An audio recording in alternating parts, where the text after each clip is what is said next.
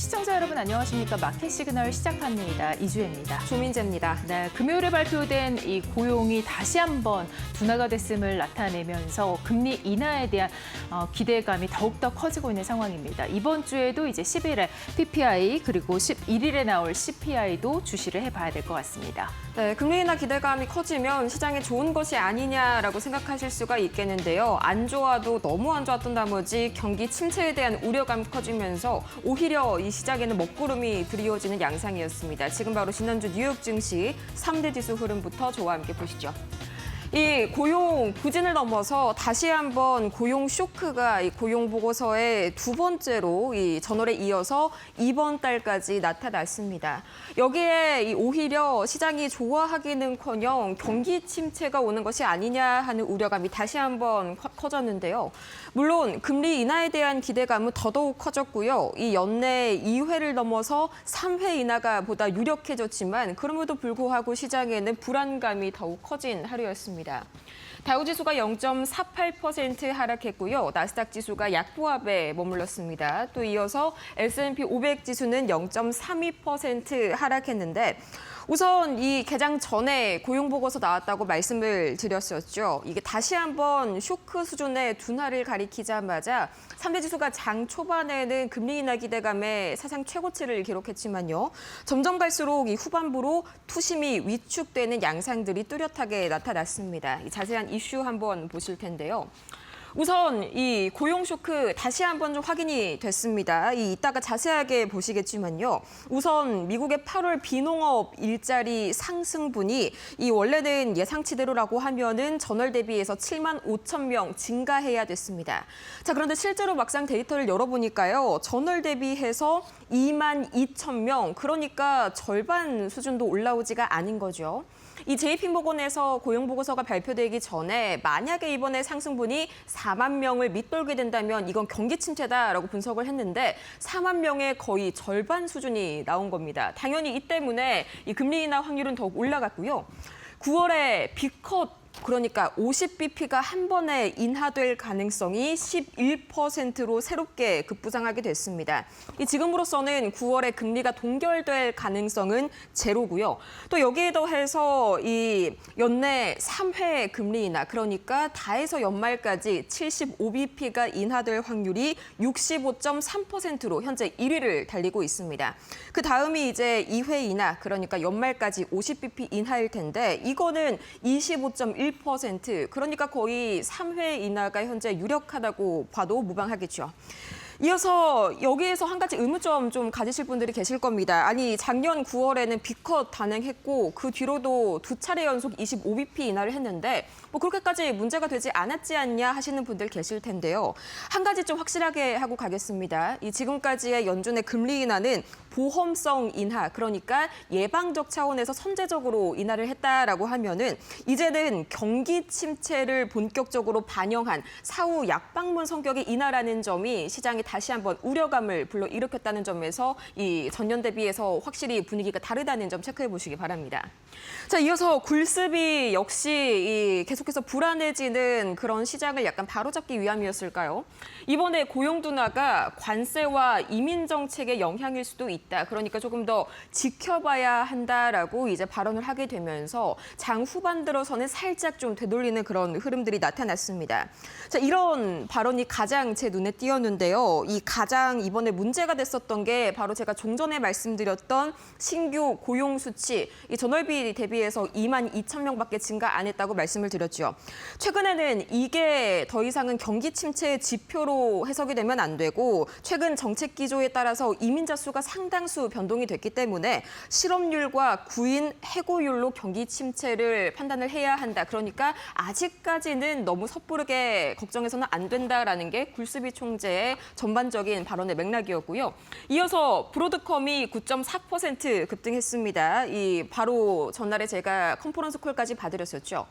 상당히 AI 거품론에 대한 그런 걱정을 크게 줄였습니다. 실적 호조도 호조였지만요. 이어서 오픈 AI와의 맞춤형 칩을 현재 개발하고 있다는 소식에 다시 한번 AI 위주로 매출 크게 오른 브로드컴. 이어서 테슬라도 3.6% 상승하면서 나스닥의 하방을 좀 지지해주는 모습들이 나타났습니다. 잠시 잠시 후에 뒷판에서 조금 더 자세한 이슈 만나보시죠. 자, 그러면은 과연 지난 금요일 이 뉴욕 증시에서의 자금 흐름은 어떻게 흘러갔을까요? 우선 가장 먼저 빨간불이 하락불이고요. 초록불이 상승불입니다. 빅테크를 봤을 때는 전반적으로 빅테크는 좀 개별주 이슈들이 강했습니다. 이 뉴스에 따라서 굉장히 이 상승과 하락이 엇갈리는 모습들이 나타났고요. 전날만 해도 금리 인하 기대감이 크게 올라가면서 전업종이 좀 상승불을 고루 켜주는 그런 모습들이 나타났는데 지금은 히트맵만 보더라도 경기 침체 우려가 뚜렷하게 보이는 점이요. 현재 이 금융주들 그리고 이어서 산업재 쪽들 그리고 이어서 마지막으로 전거래일 크게 올랐었던 업종 위주로 현재 차익 실현 매물이 강하게 나왔습니다. 그만큼 시장의 우려감이 커졌다는 거겠죠. 가장 먼저 브로드컴 9.4% 거의 10% 가까이 올랐습니다. 제가 좀 전에 말씀드렸던 것처럼 전날에 사상 최대 분기 매출을 발표했었죠. 거기에 컨퍼런스 콜이 발표되자 이 시간외 거래에서 전거래일 시간외에서 두 자릿대 상승률을 보였는데 AI 부분이 상당히 좀 견조한 실적 그리고 앞으로도 견조한 성장세를 보여줄 것이다라는 확신을 실어줬기 때문이고요. 무엇보다 네 번째 주요 고객사로 오픈 AI가 추가가 됐습니다. 이 때문에 상당히 앞으로의 매출이 기대되는 브로드컴. 반면에요. 엔비디아가 2.7% 내렸고요. AMD가 6.58% 내렸는데 이번에 내년에 오픈 AI와 맞춤형 칩을 브로드컴이 만들어낸다는 소식이 반대로 얘기하자면 엔비디아에 대한 GPU 의존도를 좀 오픈 AI 측에서 낮추고자 하는 의도로 해석이 될 수가 있겠죠. 이 때문에 엔비디아는 매물 출회됐고요. AMD도 비슷한 이유로 6.58% 하락했습니다. 이어서 테슬라 3.64% 올라섰는데요. 테슬라는 이 로보택시 사업 확장에 대한 기대감도 있었고요. 또 무엇보다도 머스크 CEO에게 성과 보상 패키지를 좀 장기적으로 지급하는 방안이 미국 SEC, 그러니까 증권거래위원회에 제출됐다는 소식이 전해졌습니다. 이 때문에 테슬라 주가 3.64% 뛰어 올랐고요. 이어서 오라클 상당히 좋은 흐름 보였습니다. 4.39%, 이어서 구글도 1%대 강세 보였는데 오라클과 구글 이 양사의 협력 소식이 기대감을 더욱더 불을 지폈고요.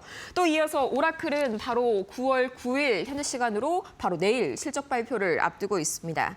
이 실적 발표를 앞두고 글로벌 에쿼티스에서 목표가를 크게 상향 조정했는데 250달러에서 400달러 가까이 거의 뭐 2배 가까이 껑충 뛰어 올려 잡았고요. 이어서 메타도 좋은 흐름 보였습니다. 0.51% 상승 마감했습니다. 학습기업 피어슨과 협력 소식을 밝혔는데 이번 협력을 통해서 B2B 시장으로 본격적으로 이 VR과 AR 관련 기술들이 진출할 것이란 기대감이 굉장히 커졌고요. 이어서 마이크로소프트는 좀 굉장히 강한 하락 보였습니다. 2.5% 하락 마무리를 지었는데 이 CEO가 7,500만 달러의 주식을 대규모로 매도했다는 소식이 전해졌고요. 또 거기에 오픈 AI가 마이크로소프트의 링크드인에 대적할 만한 구직 플랫폼을 개발하겠다는 소식을 전해왔습니다. 이 때문에 경계 매물이 상당 부분 출회가 된 마이크로소프트. 또 이어서 아마존도 전거래일 4% 급등에 따른 되돌림이 좀 강하게 나타났습니다. 1.4% 이날만큼은 하락 마감 지었고요. 그 외에도 금융주들 이 JP모건의 3% 하락을 주축으로 굉장히 강한 하락 보였습니다. 이번에 경기 둔화 우려감이 커지면서 대출이 증가할 것이라는 우려감이 금융주들을 부진하게 만들었고요. 그 이외에 에너지도 굉장히 하락했네요. 자, 에너지는 오펙 플러스의 증산 가능성과 더불어서 경기가 둔화된다면 당연히 이 국제 유가에 대한 그런 수요들이 감소하겠죠. 이 때문에 현재 유가가 굉장히 강하게 하방 압력을 받은 상황인데 에너지주들 이 유가 하락으로 인해 동반 약세 보였습니다.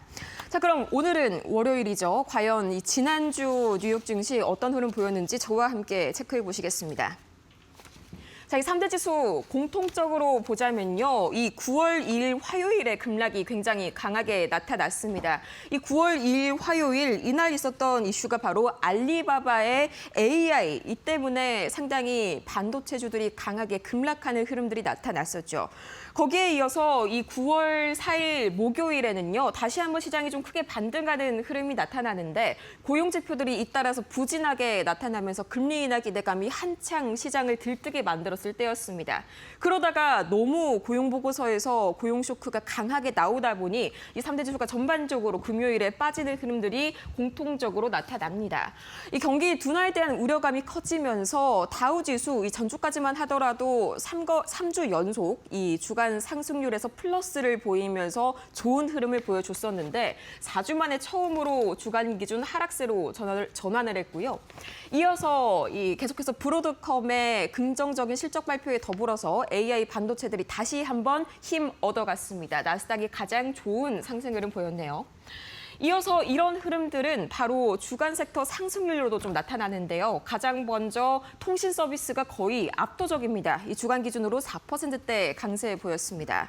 이건 거의 구글 혼자 다 했다라고 봐도 거의 무방했던 장세였는데 이 구글이 주간 기준으로 10%대 주가 상승을 보였습니다.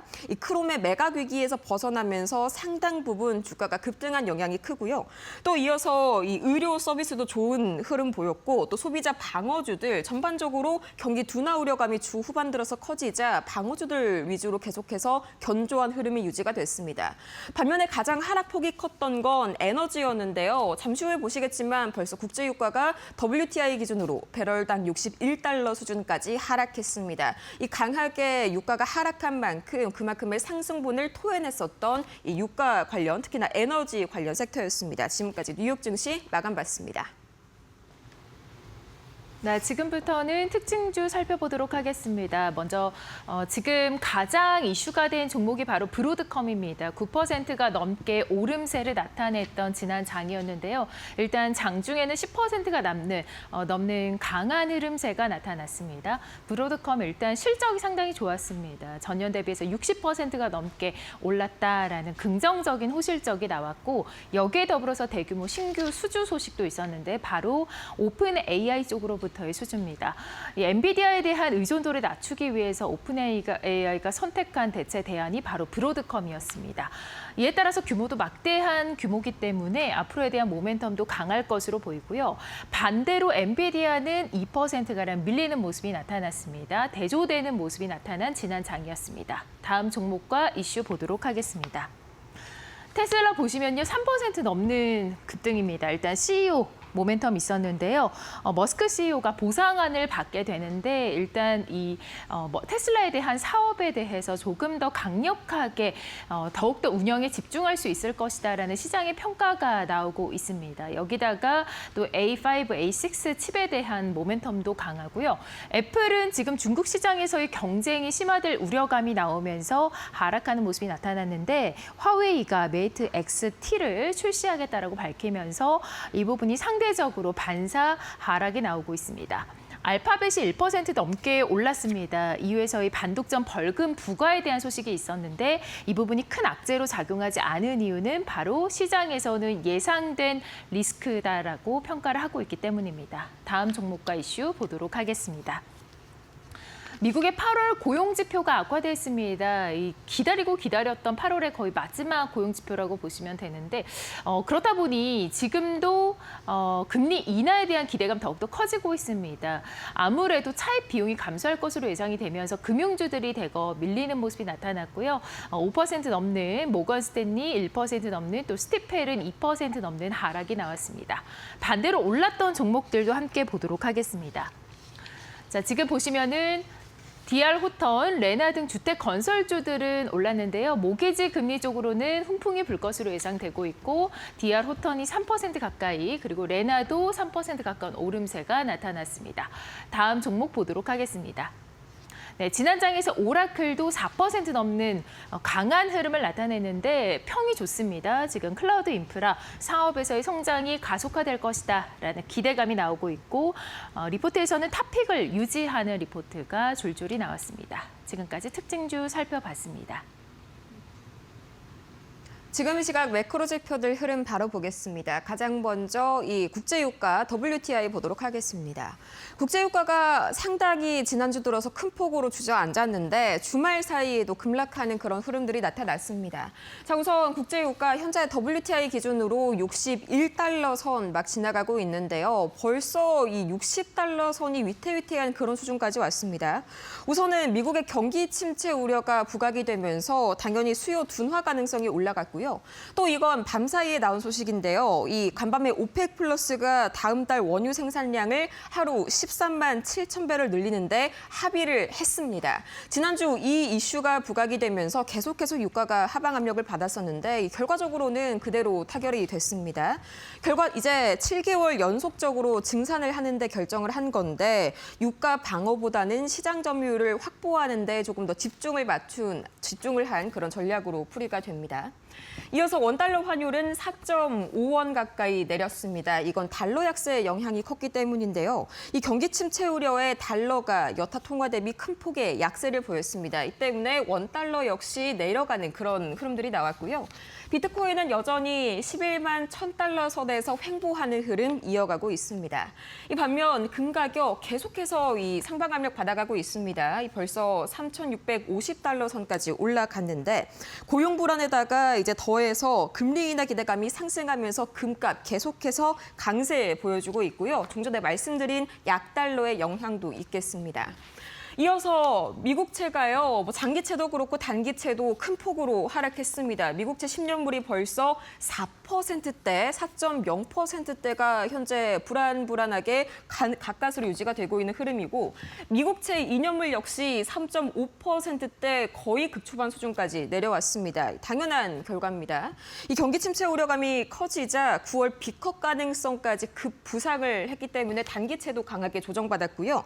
이어서 고용 불안에 장기채 역시 큰 폭으로 하향 조정이 됐습니다.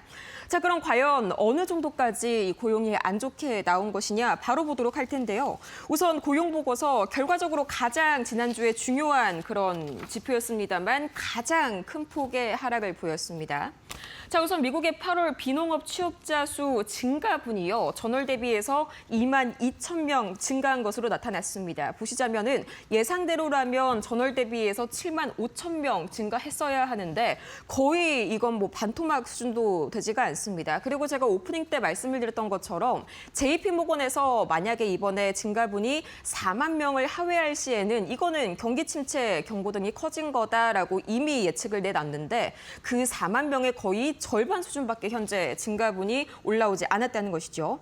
자, 거기에다가 지난 고용보고서 때를 돌이켜보자면요. 그 당시에 5, 6월, 그러니까 전월의 데이터가 상당히 10분의 1토막 가까이로 하향 조정됐습니다. 이게 거의 그냥 고착화가 됐는데 6월 달 같은 경우에는 13,000명 감소된 것이 최종 확정되면서 팬데믹 이후로 처음으로 고용 감소가 나타났다는 점도 상당 부분 이 시장의 우려감을 안겼고요. 이어서 미국의 8월 실업률 역시 4.324% 예상치를 상회한 데다 전월치 대비해서도 크게 올라온 그런 부분들이 나타났습니다. 미국의 고용 시장이 확실하게 둔화세에 접어들었다는 건데 이번 이 고용 둔화의 핵심은 해고가 증가됐다기보다는 채용 속도가 상당히 둔화되고 있다는 점입니다. 그만큼 경기 연착륙에 대한 기대감이 현재 커져가고 있고요. 이어서 여기에 대해서 아까 제가 말씀드렸던 굴스비 총재 이외에도 이제 캐비넷의 백악관 경제고문 역시 약간의 시장에 안도감을 더해주는 그런 발언을 이어서 덧붙이긴 했습니다.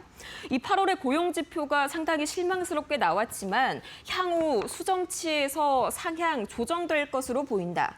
실제로 지난 7월 같은 경우에도 이번에 수정치가 발표가 됐는데 좀 상향 조정이 됐습니다. 이것처럼 8월의 현재 데이터 역시 당장 보기에는 충격적인 것처럼 보이지만 조금 더 이후에 개선이 될 수 있다라는 점을 열어놨고요. 이어서 바로 이 밤 사이에 나온 그리고 주말 사이에 나온 이슈들 보도록 하겠습니다. 중요한 이슈가 많이 나왔습니다. 가장 먼저 이 트럼프 대통령이 이 만찬 자리에서 수입 반도체에 대한 관세를 곧 발표하겠다라고 밝혔는데 미국에 투자한 기업은 예외라고 말을 덧붙였습니다. 그러니까 미국 내 투자를 약속한 기업, 한마디로 애플이나 삼성전자, SK하이닉스 같은 기업들은 좀 예외가 될 수 있겠죠. 실제로 이 자리에서 트럼프 대통령은 이 대표적인 예시로 애플을 언급하면서 관세 대상에서 제외될 것이다라고 분명하게 선을 그었습니다. 이 점 참고하시길 바라고요. 이어서 트럼프 대통령과 일본과의 15% 관세에 대한 확정적인 행정명령 드디어 서명을 받았습니다.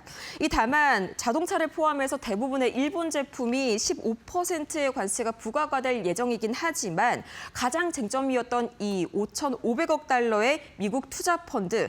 미국 같은 경우에는 이게 뭐 일본이 트럼프에게 아예 제공한 자금이다 이렇게 주장을 하지만 일본 같은 경우에는 이게 대출과 보증기금이라는 그런 보수적인 입장을 아직까지는 고수하고 있습니다. 여기에 대해서는 아직 양측의 이견이 분분한 상황이고요. 마지막으로 이 트럼프 대통령이 월러와 워시, 이 캐비넷이 유력한 연준 의장 후보라고 언급한 가운데 지난 토요일 이 2차 전지 특히나 우리 배터리 관련 이 주주분들을 깜짝 놀라게 할 만한 소식이 전해졌었죠. 이 미국 정부가 현대차와 LG 에너지솔루션 간의 이 합작 법인 관련해서 불법 체류자를 단속한다는 이 명목으로 300여 명의 한국인을 현재 미국 조지아주 구금시설에 현재 구금을 시켜놨는데 여기에 대해서 트럼프 대통령이 발언을 했습니다. 이 이민 세관 단속국이 제 역할을 했을 뿐이고 나는 이걸 조금 전에 들었기 때문에 정확한 사실관계에 대해서는 구체적으로 알지 못한다라면서 약간 발을 빼는 모습을 보였고요. 거기에 이어서 1시간 전에 관련 속보가 나왔는데요. 이르면 현지 시간으로 10일 이 한국행 전세기를 이 300여 명의 현재 구금자들이 탈 것으로 보인다라는 워싱턴 총영사의 보도가 종전에 긴급 속보로 나왔습니다. 참고를 해보시면 좋을 것 같습니다. 오늘 LG 에너지솔루션 그리고 현대차의 주가에 아무래도 영향을 강하게 미치지 않을까 그런 현재 흐름을 보이고 있고요. 이번 주 주요 일정은 이제 물가 지표가 발표가 됩니다. 가장 먼저 주목해야 할 것, 수요일에 우리 시각으로 이 밤 9시 반경에 발표가 됩니다. 8월 PPI, 그러니까 생산자 물가지수 참고를 하셔야겠고요. 또 11일 목요일 8월 소비자 물가지수 CPI까지 연이어서 발표가 되고 또 금요일에는 물가 관련 소프트 데이터, 그러니까 소비 심리 관련 데이터가 발표가 됩니다. 다만 고용 쇼크가 워낙 크게 나온 만큼 인플레이션이 더 큰 충격을 주지는 아무래도 현재 상황에서는 어렵지 않을까 하는 분석, 그러니까 한마디로 현재 금리 인하 기대감이 그대로 유지가 되지 않을까 하는 분석이 현재로선 우세합니다. 지금까지 뉴욕 증시 오늘 주목해야 할 상황 같습니다. 네, 그렇다면 이어서 미국의 현지 연결해 보도록 하겠습니다. 자, 오늘은 김상윤 이데일리 뉴욕 특파원과 함께합니다. 안녕하십니까? 네, 김상윤 이데일리 뉴욕 특파원입니다. 네, 지난주 금요일 예상보다도 미국 고용 시장 빠르게 위축되고 있는 것으로 나타났습니다. 상당히 부진한 고용 지표가 나왔는데 이 9월의 금리 인하 사실상 기정사실이라고 봐도 될 것 같고 또 비컷 가능성까지 다시금 고개를 들고 있는 상황입니다. 금리 인하 어떻게 될까요? 네, 미국 고용 시장이 예상보다 빠르게 위축되면서 연준이 이르면 9월 FOMC 회의에서 금리 인하를 재개할 가능성이 커졌다는 분석이 나옵니다. 8월 고용 보고서에 따르면 신규 고용 증가폭이 크게 둔화했고 최근 3개월 평균 고용 증가도 3만 명에 못 미치면서 2009년 금융위기 이후 최저 수준에 근접했습니다. 제조업과 건설업에서 일자리가 줄고 관세 정책과 이민 규제 강화 등 구조적 요인도 고용 악화를 심화시키고 있습니다.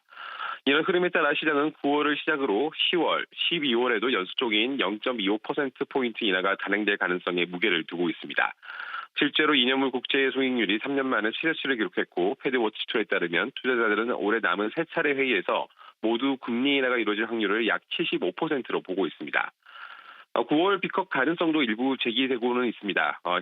하지만 현재 금리가 이미 중립 수준에 근접했고 물가가 여전히 3%대를 유지하고 있어 신중론이 더 우세한 편입니다.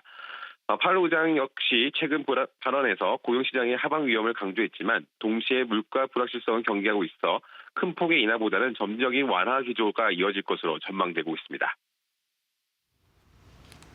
네, 그렇다면 이번에는 이제 물가에 좀 초점이 맞춰집니다. 관세 여파에서 벗어나서 물가가 얼마나 안정적이느냐가 바로 관건이 될 것으로 보이는데요. 이 인플레이션 지표 이번 주 그 어느 때보다도 주목을 받을 것으로 예상됩니다. 자, 월가에서는 어떻게 지금 예상을 내놓고 있을까요? 네, 이번 주 발표된 인플레이션 지표에 월가의 이목이 그 어느 때보다 집중되고 있습니다. 우선 8월 생산자 물가 지수의 경우 전년 동기 대비 3.3% 상승이 예상되는데요. 이는 7월과 같은 수준입니다. 다만 기조적 물가 흐름을 볼 수 있는 에너지와 식품을 제외한 근원 PPI는 3.5% 오를 것으로 전망돼 전달보다 소폭 둔화될 것으로 보입니다.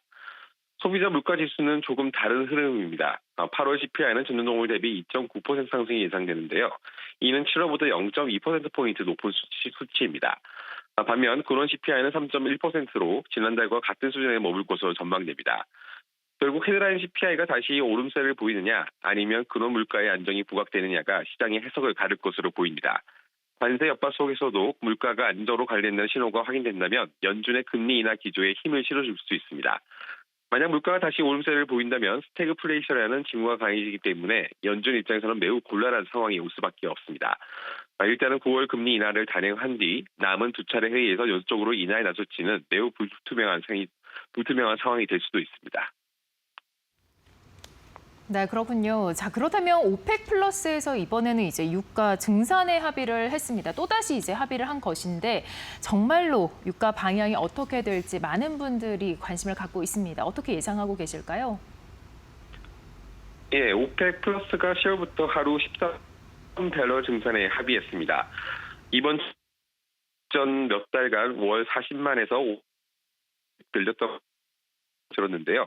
그만큼 경기 둔화에 따른 축을 의식한 조치로 보입니다. 다만 상징적인 의미는 큽니다. 사우디아라비아가 주도하는 이번 결정은 가격 방어보다 시장 회복을 우선하겠다는 메시지로 해석되고 있습니다. 실제로 올해 들어 산유량이 늘면서 유가는 약 15% 하락했고 브렌트유는 배럴 $9 중반, 있는 61달러에 앉았습니다. 또 유가 흐름은 수급 불균형과 계절적 요인에 달려 있습니다. 북반구 겨울철 변화 가능성이 커지는 가운데 러시아, 이란 제재로 인한 공급 제한이 가격 하락하는 변수로 작용하고 있습니다. 따라서 는 60에서 70달러 선에서 등락을 이어가되 수요가 예상보다 더 둔화할 경우 하락 압력이 커질 수 있다는 관측하고 있습니다. 네, 잘 들었습니다. 연결이 다소 매끄럽지 않았던 점 양해 구하겠습니다. 자, 오늘은 김상윤 이데일리 뉴욕 특파원과 함께했습니다. 도움 말씀 고맙습니다. 네, 감사합니다. 네, 시장을 주도한 이슈들 머스노5에서 살펴보시죠.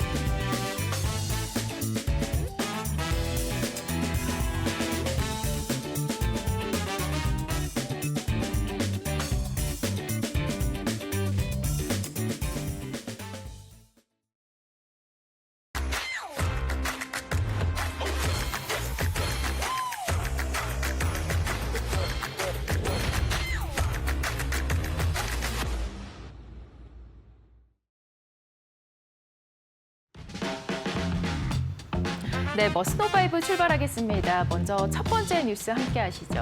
지난 금요일에 이제 고용이 발표가 됐는데 상당히 둔화한 것으로 나타났습니다. 지금 8월 들어서도 크게 부진한 것이 이제 나타난 것인데 미국의 노동 시장이 냉각되고 있는 것이 이제 지속적으로 확인이 되면서 미국의 연준의 9월에 있을 FOMC에서의 금리 인하에 대한 기대감은 더욱더 커지고 있는 상황입니다. 미 노동부는 현지 시간 5일 지난 이 미국의 농업 일자리가 전월 대비 2만 2천 명 증가했다고 밝혔습니다. 다우존스가 집계한 전문가 전망치 7만 5천 명을 크게 밑돈 수치입니다. 8월 고용은 의료, 사회지원 부문이 그나마 고용 증가를 유지했고 전체 민간 부문 고용은 3만 8천 명 증가한 것으로 집계됐습니다. 연방정부 고용은 8월 중 1만 5천 명 감소했습니다. 연방정부 고용은 정부 효율부가 주도한 공공영역 구조 조정을 반영해서 올해 들어 총 9만 7천 명 줄어든 것으로 집계됐습니다. 6월에서 7월 사이 고용 증가폭은 종전 발표 대비 총 2만 1천 명 하향 조정됐고요. 6월 고용이 2만 7천 명 증가해서 1만 3천 명 감소로 하향 조정됐고 7월 고용은 7만 3천 명 증가해서 7만 9천 명 증가로 상향 조정됐습니다. 시간당 평균임은 전월 대비 0.3% 올라 시장 전망에 부합했습니다. 전년 동기 대비로는 3.7% 오르면서 시장 전망을 밑돌았습니다. 실업률은 7월 4.2%에서 8월 4.3%로 상승해 전문가 예상에 부합했습니다. 이날 보고서는 도널드 트럼프 미국 대통령이 에리카 맥앤타퍼 노동통계국장을 경질한 이후 나온 첫 번째 보고서입니다. 이번 고용시장 냉각을 보여주는 이번 고용 보고서가 발표되면서 연준은 오는 16일부터 17일 사이 FOMC에서 기준금리 인하를 재개할 것이란 기대도 더욱 커질 전망입니다. 시장은 이전부터 연준이 이달 통화정책회의에서 금리를 0.25%포인트 인하할 것이라고 예상해왔고요. 나아가서 다음 회의에서는 0.5%포인트 인하 가능성에 대해서 논의할 수 있다는 전망도 나오고 있습니다.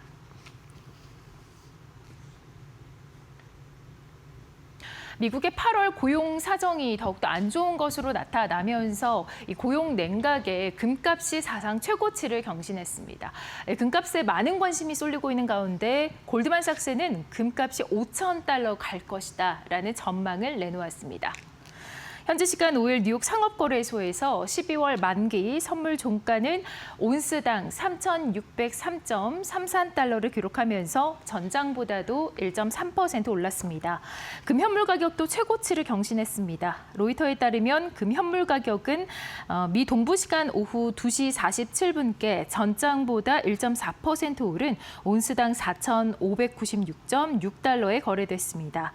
금 현물 가격은 장중 온스당 3,599.9달러를 기록하면서 현물 기준으로는 사상 처음으로 3,600달러 선 돌파를 목전에 두기도 했습니다. 미 노동부는 8월 미국의 비농업 일자리가 전월 대비 2만 2천 명 증가했다고 밝혔고요. 이는 다우존스가 집계한 전문가 전망치 7만 5천 명을 크게 밑돈 수치입니다. 예상 밖 고용 악화에 연준이 더 빨리, 더 크게 금리를 내릴 것이란 기대가 커지면서 채권 금리가 내리고 달러화 가치가 하락한 게 금값을 밀어 올렸습니다. 미국의 관세 정책 관련 불확실성이 지속되는 가운데 도널드 트럼프 미국 대통령이 리사쿡 연준 이사의 해임을 시도하면서 연준 독립성에 대해서 투자자들이 의문을 제기하고 있는 것도 안전자산으로서의 금 수요를 늘리는 요인이 되고 있습니다.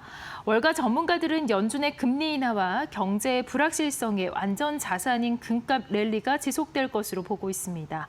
골드만삭스는 최근 보고서에서 연준의 독립성이 훼손되고 이에 따라 투자자들이 미 국채의 투자 비중을 금으로 일부 조정할 경우 금값이 온스당 5,000달러에 이를 것으로 전망을 내놓고 있습니다.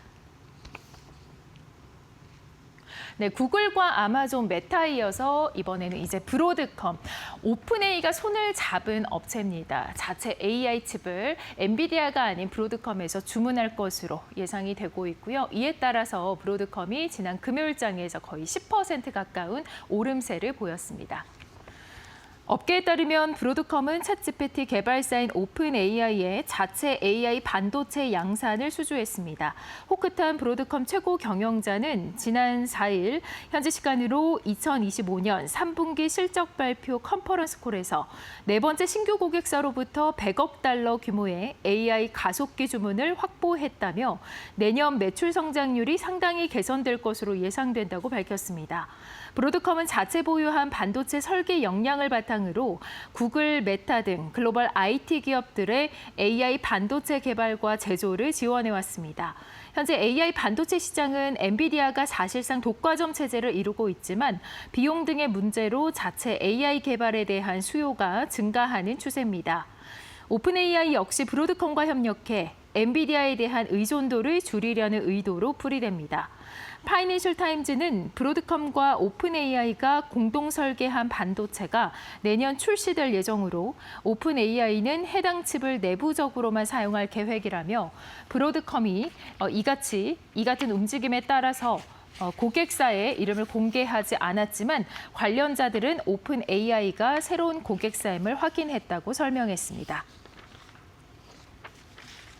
네, 테슬라의 일론 머스크 CEO가 AI 5칩 검토를 끝냈다라고 밝혔습니다. 이어서 AI 6 이 칩에 대해서는 역대 최고에 이를 것이다라는 긍정적인 호평을 내놓았습니다. 여기에다가 이제 보상안까지 제시가 되면서 머스크 CEO가 조금 더 테슬라의 운영에 집중할 것이다라는 시장의 평가가 나오고 있습니다. 일론 머스크 CEO가 테슬라의 인공지능 반도체에 대해서 강한 자신감을 내비쳤습니다. 테슬라가 자체 설계한 AI 반도체 칩의 성능을 자랑하면서 향후 삼성전자가 생산할 AI6 칩에 대해서도 최고 수준이 될 것이라고 공언했습니다. 머스크는 현지 시간 6일 X에 글을 올리면서 테슬라의 AI 5칩의 설계팀과 대단한 설계 검토를 마쳤다라고 전하면서 이것은 역대급 칩이 될 것이다라고 밝혔습니다.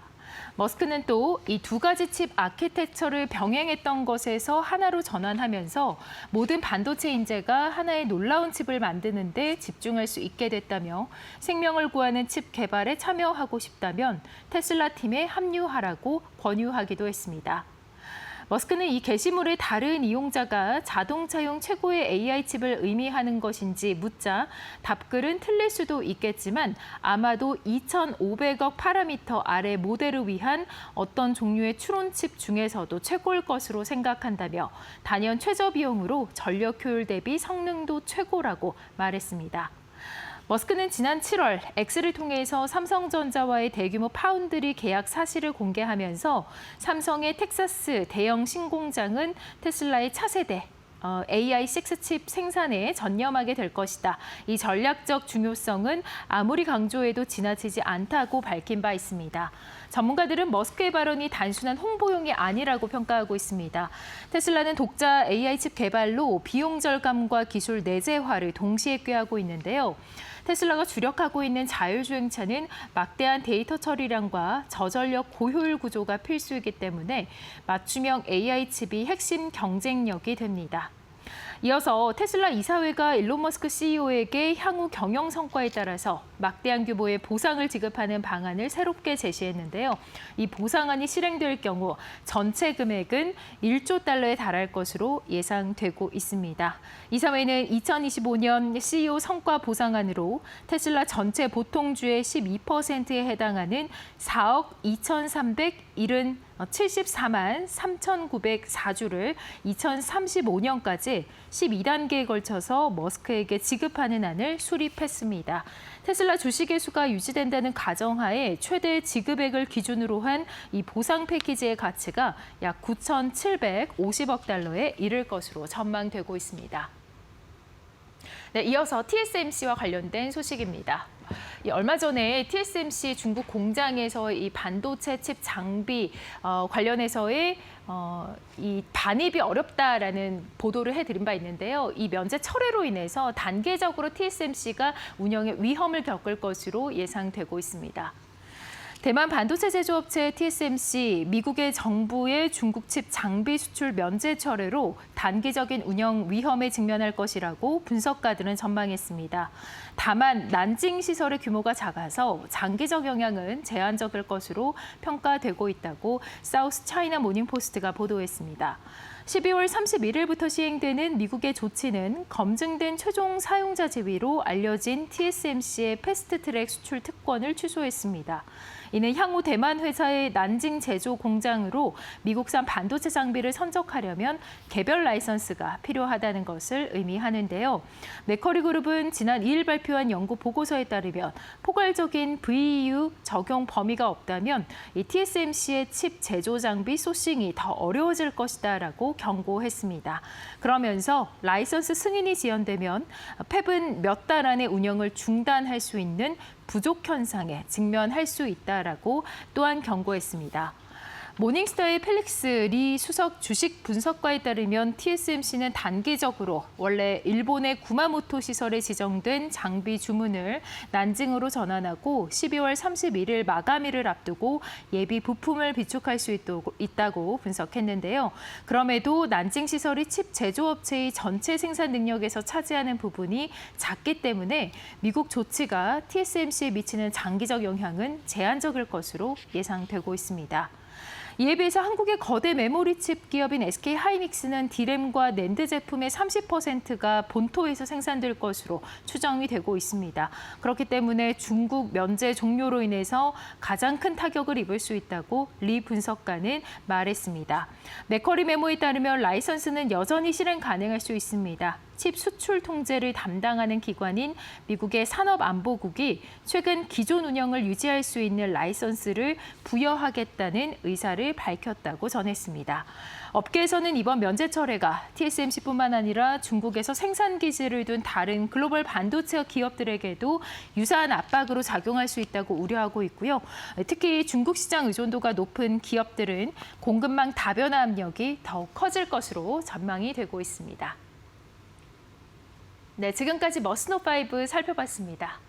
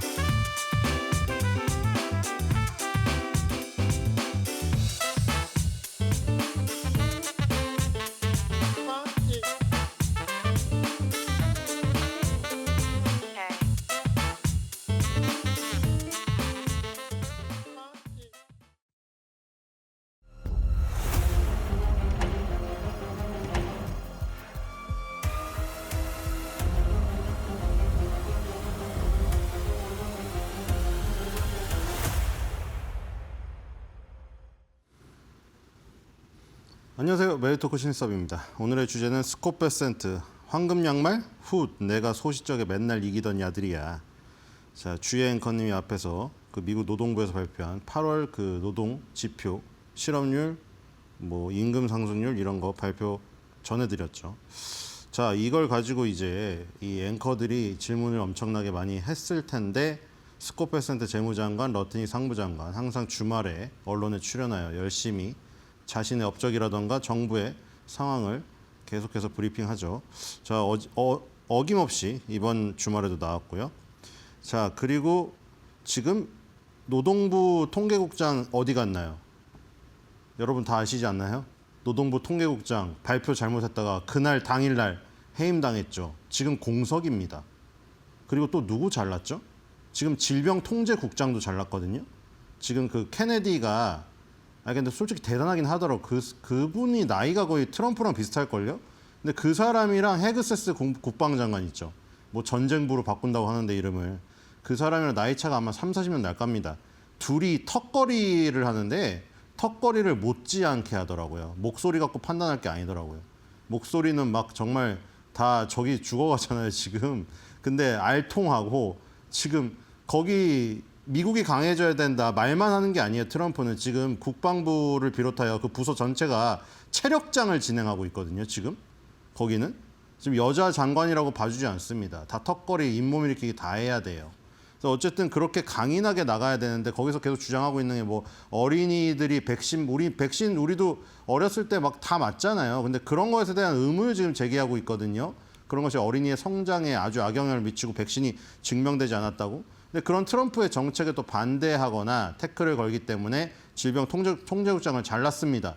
그리고 지금 파월을 못 자르니까 안 자르고 있는 거예요. 권한이 없으니까.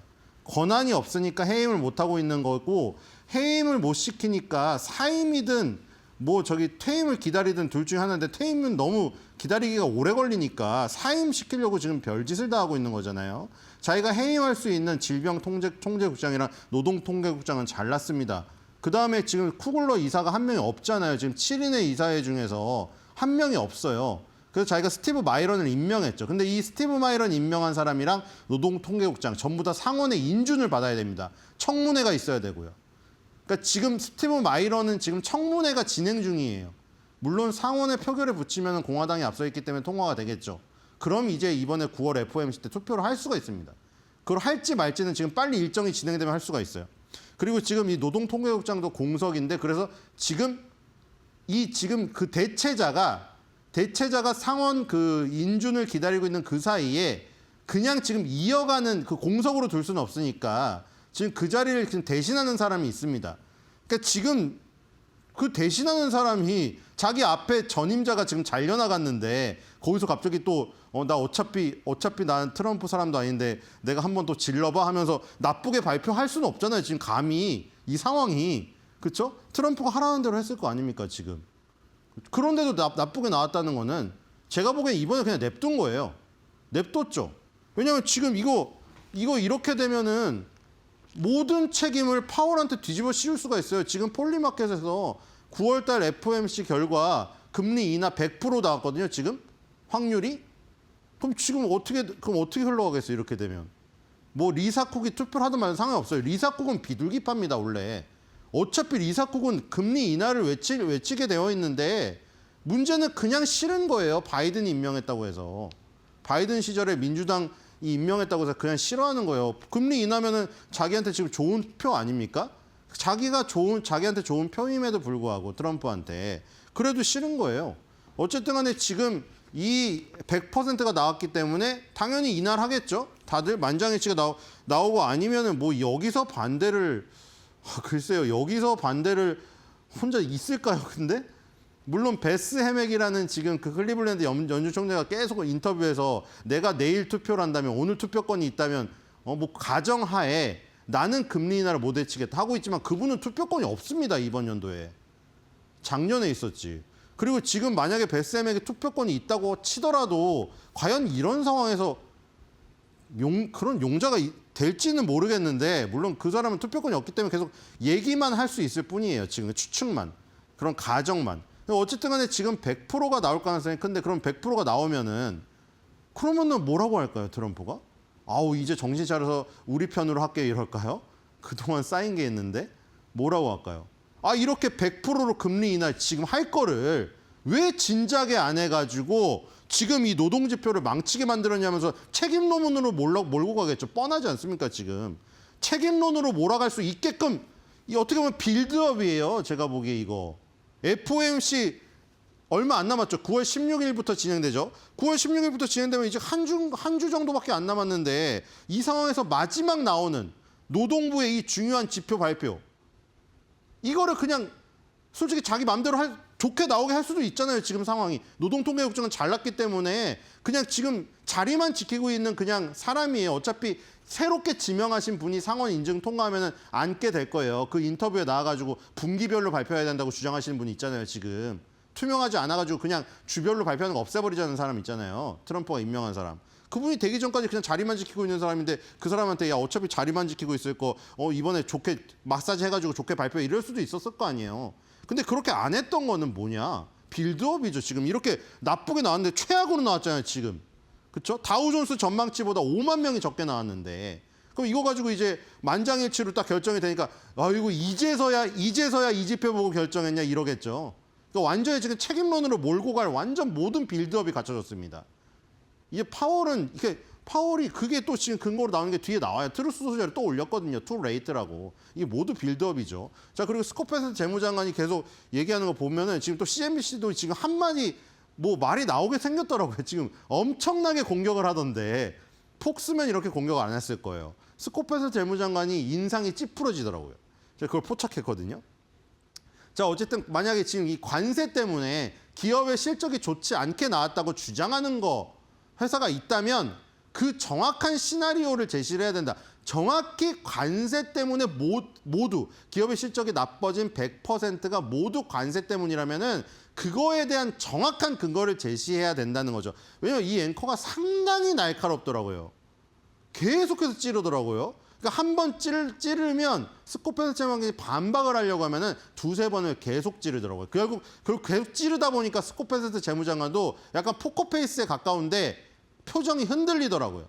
그리고 지금 아까 전에도 지금 나왔는데 이거죠. 이제 불법이라고 판단이 나왔을 때 뭐 이게 대법원은 지금 사실 글쎄요. 이것도 모르겠는데 대법원이랑 FRB가 사실은 이게 무슨 정치적인 영향을 받으면 안 되는 존재잖아요. 우리가 생각하기에도 뭐 모든 사람을 뭐 신성시할 수는 없지만 그래도 거긴 약간 그쵸 자신만의 어떤 그 판단 근거로 전혀 정치적 영향이 안 받고 하는 뭔가 그런 존재로 지금 생각이 되는데 그걸 다 진흙탕을 뿌려놨어요 지금 사실 트럼프가. 그래서 대법원도 지금 어떻게 될지 모르는데 어쨌든 대법원은 자기가 임명한 사람이 많이 꽂혀 있어요 일단은. 지금 하급심에서 불법이 판단이 났더라도 대법원을 믿는 거죠. 그래서 트럼프가 계속 대법원에서 빨리 판단을 내려서 이것을 마무리 지어달라. 안 그러면 우리 지금 앞으로 중국이라든가 나머지 나라 협상에서 지금 계속 이 애로사항이 있다. 이걸 지금 계속해서 압박을 하고 있거든요 지금.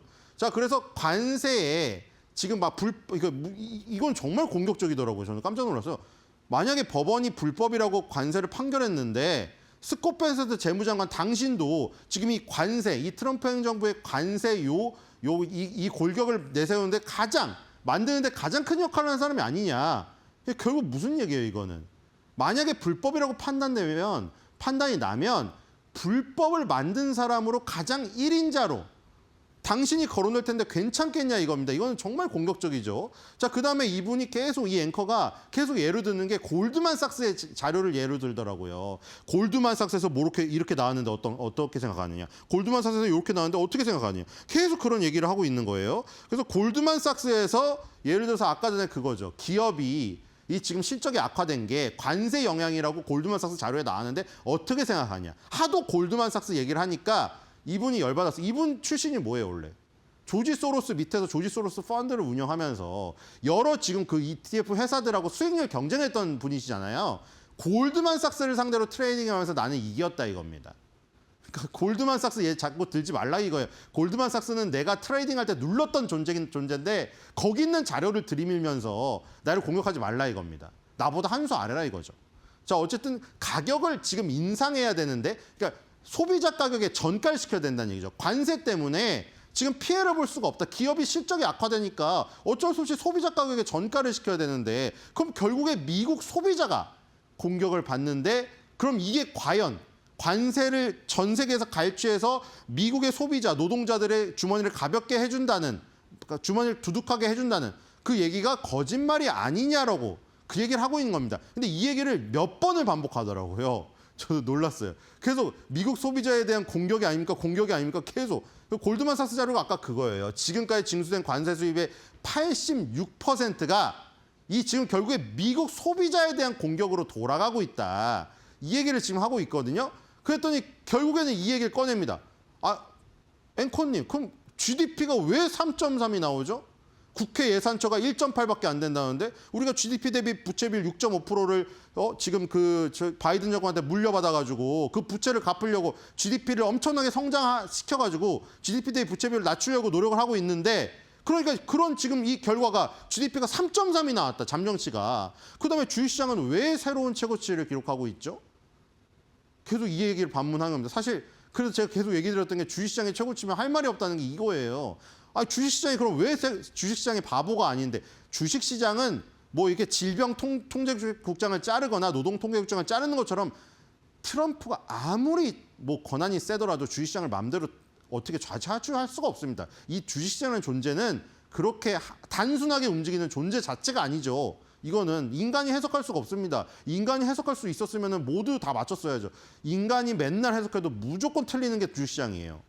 그런 거를 만질 수가 없기 때문에 그걸 계속 강조하는 거예요. 자신이 그 주식시장에서 지금 잔뼈가 굵으신 분이기 때문에.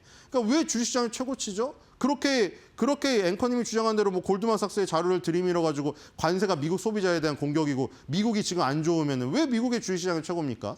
계속 이렇게 반문하고 있습니다. 또 얘기를 또 반복해요. 깜짝 놀랐어요. 미국 국민에 대한 공격이라는 걸 인정해라는 것 같아요. 계속 이 앵커는.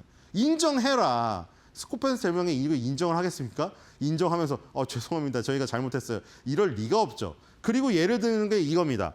3대 자동차 제조업체가 관세로 20억 달러 이상을 지불해야 된다. 3대 자동차 회사 이 CEO가 처음에 전화한 거 아시죠? 트럼프한테 전화해가지고 우리 좀만 시간을 주십시오. 미국으로 공장을 이전하려면 그게 오래 걸립니다. 그래서 그 얘기 했었죠. 근데 나이키도 관세로 인해서 10억 달러의 비용이 발생되고 그다음에 또 얘를 블랙앤데커라는 것도 예를 들었거든요. 우리 블랙앤데커 청소기 많이 이용하시죠? 그 얘기도 들었고 그다음에 하나를 띄워놨는데 뭐 이건 손실 있고 뭐 해고했고 다 그 얘기예요. 이게 관세 때문이란 거죠. 이번에는 뉴욕타임즈의 이 자료를 인용했어요. 디어라는 회사인데 농기계 회사잖아요. 농기계 회사. 농기계 회사가 순수익이 전년 대비 29% 감소했는데 그 감소한 이 내용이 관세 때문이다. 그리고 트럼프 행정부가 계속해서 뭐 농부, 그렇죠? 노동자, 그러니까 철강 노동자, 뭐 알루미늄 노동자, 무슨 이 농부들, 이 밀감 키우는 이 농부들을 계속 위하는 얘기를 했었잖아요. 그런데 거기다가 농기계를 파는 존 디어의 실적이 이렇게 감소했다. 존 디어가 그러면 이제 실적을 좋게 만들기 위해서는 농부들한테 팔 때 농기계에다가 관세를 매겨가지고 소비자한테 전가를 시켜야 되니까 결국에 그러면 어떻게 되겠냐. 당신들이 농민들을 위한다고 해놓고 펼친 이 관세 정책이 농민들이 농기계를 비싸게 살면서 눈물을 흘리게 된다. 이 얘기를 지금 돌려서 하고 있는 거예요, 지금. 자, 그래서 이제 바이든 행정부에서 또 갑자기 바이든 행정부 편을 들더라고요, 이분은. 바이든 행정부에서는 엄청나게 일자리를 창출했다. 그랬더니 이제 스콧 베센트 재무장관이 계속해서 지금 강조를 하는 거죠. 이게 사실 지금 그거랑 이어지는 겁니다. 우리나라 지금 갑자기 느닷없이 쇠사슬 차가지고 지금 구금됐잖아요. 느닷없이 300명이 한국인이랍니다, 지금. 그렇죠? 급격하게 출국했잖아요. 에이젠소리랑. 그렇죠? 이게 그 얘기예요. 미국 사람한테 이 주라는 얘기예요. 불법 체류 외국인이라는 거예요. 우리나라도 불법 체류가 돼버렸어요. 어떻게 하다가. 이스타 비자 받고 가가지고 일하다가 지금. 그래서 이제 이 뭐 바이든 대통령 하에서 제조업 일자리를 50만 개 가까이 늘렸다고 이분은 주장하는데 앵커가 계속 얘기하니까 그거는 전부 다 불법 체류 외국인들한테 돌아갔다. 그 일자리가 50만 개가. 우리가 그 사람들을 지금 다 쫓아내고 이민국에서 이 집중 단속을 기획 단속을 해가지고 이렇게 잡고 있기 때문에 그 일자리는 다 허상이라는 거죠. 그리고 우리가 늘리는 일자리는 정말 순수 혈통 미국인들의 일자리이기 때문에 진또백이다 이거죠. 제조업 분야에서는 손가락을 튕겨서 공장을 지을 수 없다는 걸 알 것이다. 근데 이거 웃긴 게 이것을 아시는 분들이 자동차 3사에게 당장 공장 안 옮기면 관세 부과하겠다고 했죠. 손가락 이렇게 타노스처럼 튀겨가지고 공장 지을 수 없잖아요. 몇 년 걸리는데. 자, 어쨌든 이러한 수치는 관세로 인해서 트럼프 대통령이 약속한 제조업 일자리가 창출되지 않는다는 증거 아니냐고 또 공격을 하더라고요. 계속 끊임없어요, 공격이. 그래서 미국에서는 제조업 일자리가 4만 2천 개나 사라졌다. 바이든 때도 50만 개가 늘었는데 왜 4만 2천 개가 사라졌냐. 이 엄청난 공격을 계속하고 제조업 르네상스를 촉발할 것이라고 말했는데 제조업이 지금 무너지고 있는 게 아니냐. 디어의 실적도 나쁘고 제조업 일자리 다 없어지고. 그 얘기를 계속 하는 겁니다. 그래서 스콧 베센트 재무장관이 계속해서 그 반박을 한 거죠. 바이든 정권 때는 다 불법 체류자 그리고 다 노동자로서 자격이 없는 사람들이 잡았다는 것이죠. 자, 그 얘기를 했고요. 연방준비제도 이사회 얘기를 계속했습니다. 그리고 맨 마지막에 이제 주식시장 회복을 경험하고 있다. 주식시장으로 지금 다 그냥 퉁치고 있습니다. 자, 그다음에 제롬 또 늦었습니다. 금리를 낮췄어야 됩니다. 이것도 빌드업이죠. FOMC 바로 전에 또 이걸 계속 군부를 떼운 겁니다. 너무 늦은 파월 때문에 아까 이 고용 보고서 이 일자리가 이렇게 파괴됐다는 것이죠. 자, 그다음에 이걸 약간 비꼬았습니다. 인도와 러시아를 가장 깊고 어두운 중국으로 잃은 것 같다. 알아서 길고 번영하는 미래를 보내라. 자, 이런 얘기를 했고요. 자, 그다음에 이제 마지막 사파랑 연결되는 얘기입니다. 자, 여러분들 보신 분은 보셨을 거예요. 정말 억만장자들 다 모아놨죠, 여기다가. 싹 다 모아놨는데 혼자만 안 왔습니다. 뭐 빌 게이츠는 인질처럼 보인다는 재미있는 댓글도 있었는데요. 자, 혼자 안 왔습니다. 머스크만요. 왜 안 왔을까? 저 고민했는데 자, 그때 테슬라 다이너에 화장실이 설치됐는데 그 인공지능으로 돼서 엄청난 최첨단 변기가 설치되어 있다고 제가 소개시켜 드렸잖아요. 변기가 좋아서 앉아 있었을까요? 그건 모르겠으나 어쨌든 앨런 머스크는 이번에 혼자 안 왔습니다. 자, 왜 안 왔을까? 여러 가지 추측이 있지만 일정 때문이라는데 솔직히 저보고 저것보다 중요한 일정이 있을까요? 자, 오늘의 한 줄 매드평입니다. 머스크는 이런 속생각을 갖고 있지 않을까 이런 생각이 듭니다. 머스크. 백악관 화장실은 너무 불편해.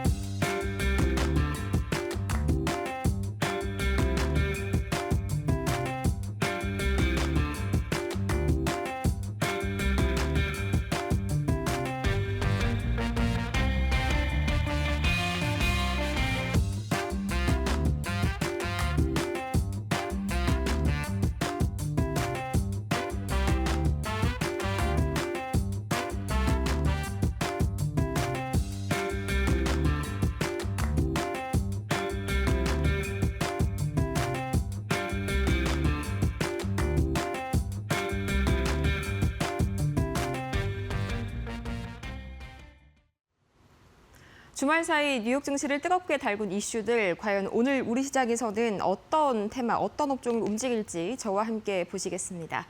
가장 먼저 첫 번째, 이 지난 금요일 뉴욕 증시에서요, 썬런이 10%대 급등을 보였고요. 또 캐네디안 솔라는 15%대 급등을 보였습니다. 이 중국 정부가 과잉 생산과 또 가격 경쟁을 막기 위해서 자국 태양광 기업들을 대상으로 이 가격 통제 조치를 실시를 했기 때문인데, 이 때문에 중국 태양광 제품들에 대한 가격이 상승했다는 보도가 이어지면서 이 미국 내에서 관련 기업들의 반사수의 기대감이 커졌기 때문인데요. 마찬가지로 오늘 우리 시장에서도 이 태양광 관련주들 반사수에 대한 기대감으로 좋은 흐름 보여줄 가능성 상당히 큽니다. 이미 HD 현대에너지솔루션 5.79% 전거래일 좋은 흐름 보여줬고요. 또 OCI 홀딩스 역시 4%대 오늘도 마찬가지로 추가 상승 이어갈 것이라는 기대감 현재 확산되고 있습니다. 이어서 두 번째 이슈 바로 보도록 하겠습니다. 자, 이 생물보안법, 사실 작년에 우리 이 CDMO 기업들 그리고 관련 기업들을 굉장히 강하게 움직였던 이슈인데 그동안 좀 지지부진했습니다만 다시 한번 미국 상원에서 현재 논의 중이라는 소식이 주말 사이에 또 전해졌습니다. 이 현재 미국 의회가 지난해 미처 통과가 되지 못했던 이 생보법 지난 2일부터 다시 한번 이 재추진에 돌입했다는 소식과 함께 이 관련주들 현재 주말 사이에 상당히 제약바이오 중심으로 강한 기대감을 모아주고 있는데요. 이 생물보안법 쉽게 얘기해서 중국 바이오 기업들과 거래하지 말라라는 골자의 그런 법안인데 사실상은 우시 바이오로직스 그리고 이 앱텍을 겨냥한 그런 법안이죠. 특히나 우리 기업들 중에서는 CDMO와 바이오 시밀러 기업들 집중적으로 보셔야겠습니다.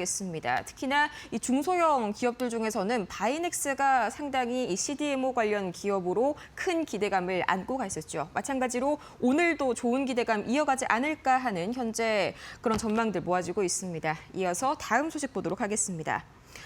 트럼프 대통령이요, 이번에는 자동차 그리고 트럭에 이어서 중국산 드론에게까지 수입 통제를 확대하고 있다라는 기사가 또 주말 사이에 전해졌습니다. 이 미국 상업용 드론 시장을 사실상 현재는 중국이 지배하고 있다라고 봐도 정말 무방하지 않은데 그중에서도 절반 이상을 DJI가 차지를 하고 있습니다. 이번 법안 같은 경우에는 이 DJI를 타겟으로 하고 있다라는 것이 시장의 분석이고요. 이르면 이달 중에 미국 상무부가 구체적인 규제안을 발표할 것이라는 보도가 함께 전해져 왔습니다. 마찬가지로 그 공백을 우리 드론 업체들이 채울 것이라는 기대감, 오늘은 좀 이 중국 관련 반사수의 기대감에 움직일 만한 이슈들이 많네요. 에이럭스와 제이시언 시스템부터 DTNC, 퍼스텍과 켄코와 에어로스페이스들까지 드론 관련주 집중하시길 바랍니다. 이어서 마지막, 사실상 제일 중요한 소식이라서 제가 좀 뒤로 뺐습니다. 이 주말 사이에 2차 전지 관련해서 굉장히 큰 파동이 한 가지가 있었죠.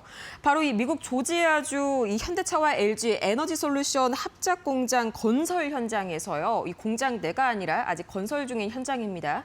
여기에서 한국인 노동자 300여 명이 대규모로 현재 구금이 되었다는 소식인데 이 비자 문제로 갑작스럽게 미국 이민 당국에서 급습을 했다라고 합니다. 이 종전 약 2시간 전에 관련 속보가 한 가지가 전해졌는데 이 현재 석방교섭은 이미 마무리 국면에 이르렀고요. 빠르면 현재 시간으로 10일 이 한국행 전세기를 탈 것으로 현재 보인다는 워싱턴 총영사의 속보가 방금 나왔습니다. 이 보시자면요, 바로 현재 건설 중인 이 공장 내에서 현재 일하고 있는 그런 건설 노동자 300여 명에 해당이 되고요. 이 배터리 공장 어떤 곳인지 잠깐 보자면요. 이 조지아주 공장 현대차 그룹의 미국 내 전기차 생산 기지라고 보시면 됩니다. 이 LG 에너지솔루션 그리고 현대차 양사가 총 9조 원 가까이를 상당 부분 투자해서 이 현재 건설 중인 그런 합작 배터리 공장인데 중요한 건 여기서 연간 약 30만 대 분량의 이 전기차 배터리셀을 양산할 계획이었습니다. 원래는 이 올해 말까지 좀 어느 정도 마무리가 지어지고 내년 초부터 가동이 가능할 것이다. 뭐 이런 전망들이 우세했는데 이번 사태로 인해서 일정이 상당 부분 뒤로 미뤄질 것이란 전망이 나오고요. 이 오늘 LG 에너지솔루션 이어서 현대차 그룹에 대한 직접적인 타격이 불가피할 것이란 전망이 아무래도 모아집니다. 주말 사이에 이 구금자들에 대한 거취가 확정이 되었던 만큼 이 트럼프 대통령이 원래 나는 이 사태에 대해서 잘 모른다라는 주말 사이 발언과는 다르게 이미 사전에 다 설계가 되어 있었던 사건이라는 분석이 우세해지고 있습니다. 그럼 대체 왜 그런 걸까요? 이게 공식적으로 봤을 때에는 그냥 불법 체류 단속이다라고 현재 미국 측에선 주장을 하고 있지만 사실상은 이 한국의 대규모 프로젝트를 압박하는 그런 신호로 해석이 가능합니다. 이미 삼성과 SK하이닉스는 상당 부분 이 미국의 반도체 측에서는 미국에 투자를 약속을 한 가운데 2차 전지 측에서는 뭐 없나 싶은 그런 움직임이 현재 포착이 됐다는 것이죠. 자, 사실상 합법적인 비자로 전환을 하기 전까지는 이 숙련된 인력이 파견되는 것이 불가능합니다.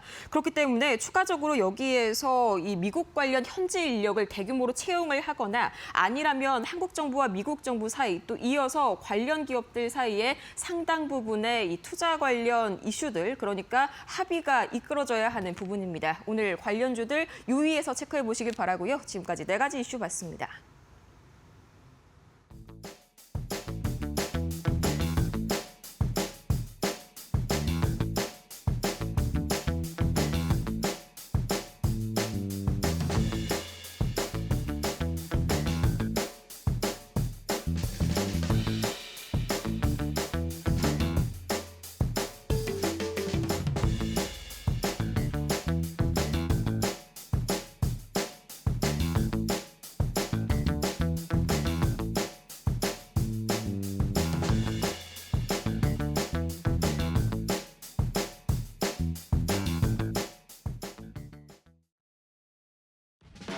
네, 여러분 주말 편하게 잘 쉬셨습니까? 9월 8일 월요일입니다. 자, 오늘 이데일리 신문에 어떤 내용 나오는지 브리핑 시작해 볼까요? 예, 오늘 뭐 웬만한 신문들 다 톱 기사가 이거겠죠? 정부 조직 개편안 확정이 돼서 나왔습니다. 대선 공약에 있었던 내용들이 거의 뭐 그대로 다 나온 것 같습니다. 사실 이게 대선, 그러니까 이를테면 선거에서 이기기 전에 공약으로 내놨던 내용이 실제로 출범 후에, 집권 후에 거의 비슷하게 나오기 쉽지 않거든요. 그 사이 여러 가지 이해관계들이 또 있고, 이렇게 이제 조직 개편 대상이 되는 부처들이 또 로비를 맹렬하게 합니다. 국회의원들 중에 전직 뭐 그 부처 사람들도 있고 하기 때문에. 근데 이번에는 뭐 거의 그대로 간다. 일단 보시면 되겠고요. 표가 준비되신 표를 보시면서 말씀드리는 게 좋을 것 같습니다.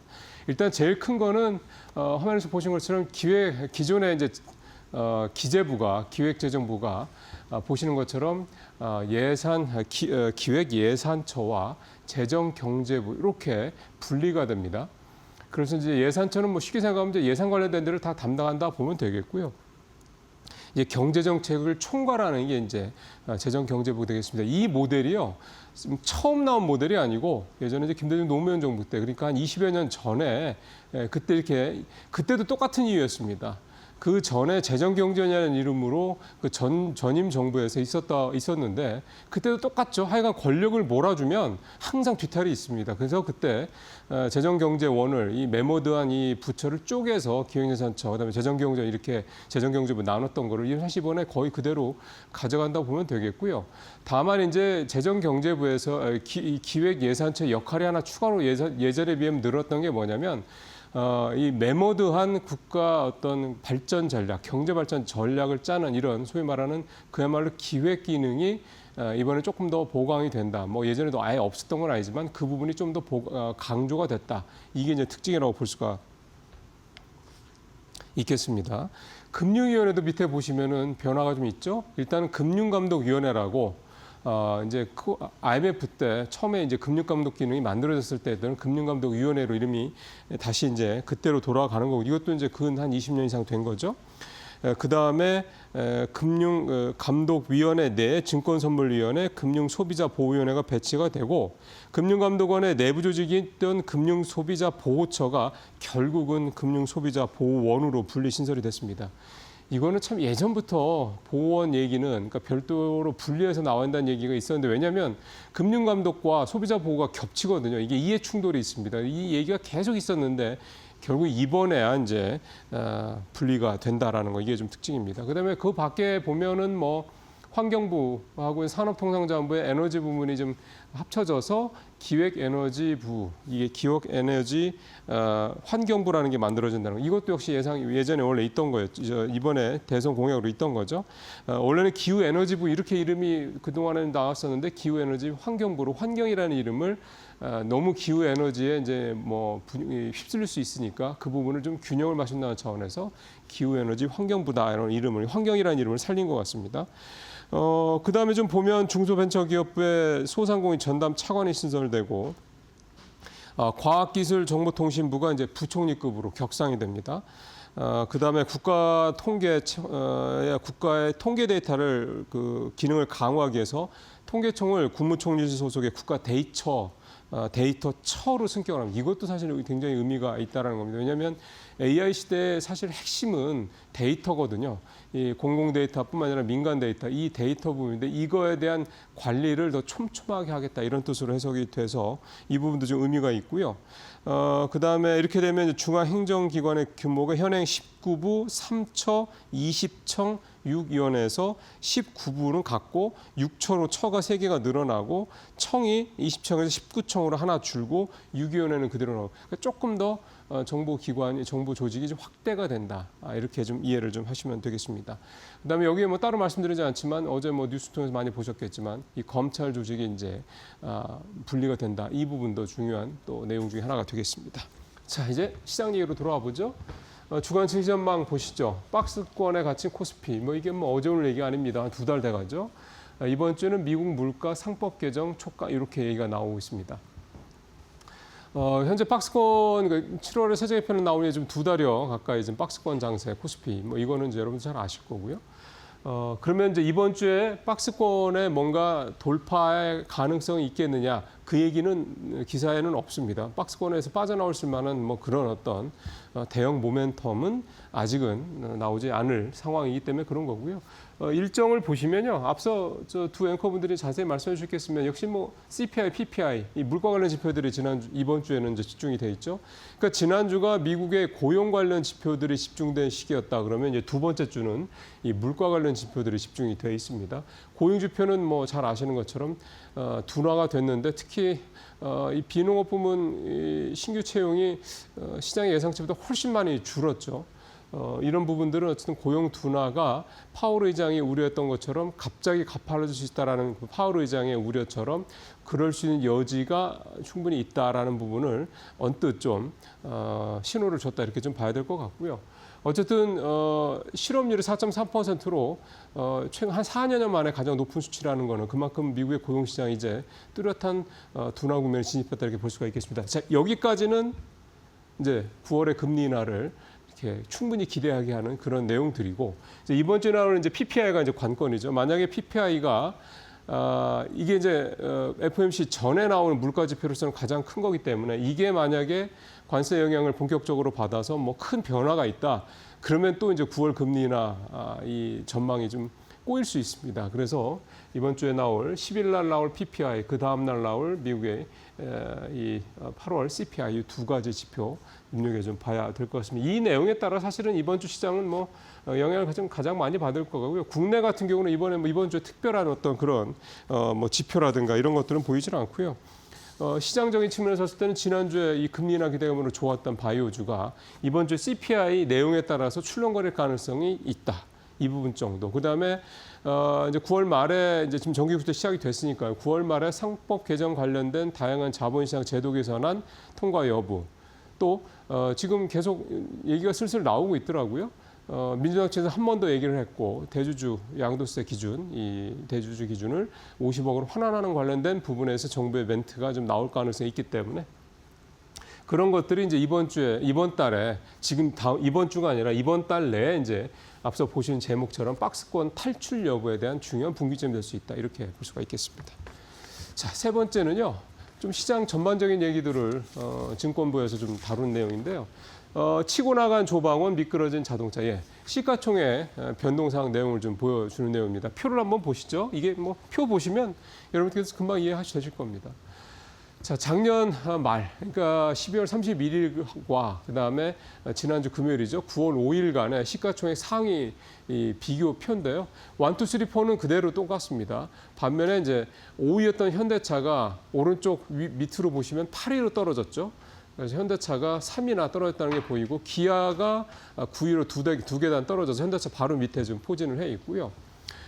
하나 에어로스페이스, 삼성전자 우선주, 현대중공업 이렇게 방산과 배당 쪽 이렇게 좀 올라오는 게 눈에 띄시죠. 오른쪽으로 가보면 더 변화가 큽니다. HD 현대중공업 밑으로 좀 쭉 내려가. HD 현대중공업이 7위로 이제 4계단 정도 올라갔죠.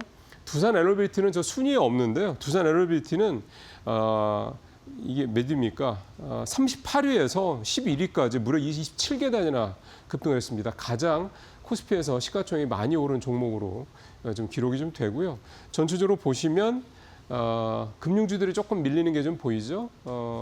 그런 것들이 좀 보인다는 게 좀 눈에 좀 띄고 확실히 이 조방원 종목들이 좀 앞부분으로 대거 이렇게 진출했다. 이게 가장 큰 차이를 볼 수 있습니다. 이게 코스피 얘기고요. 코스닥은 1위에 알테오제, 2위 에코프로비엠, 4위 에코프로 이건 그대로고요.